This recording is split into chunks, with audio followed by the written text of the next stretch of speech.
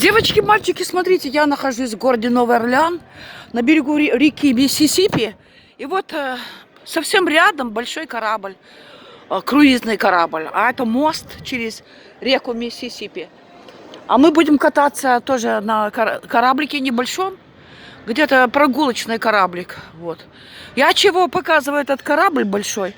Потому что в Майами, чтобы увидеть эти корабли круизы, мне пришлось пройти где-то пешком около 5 километров. Понимаете?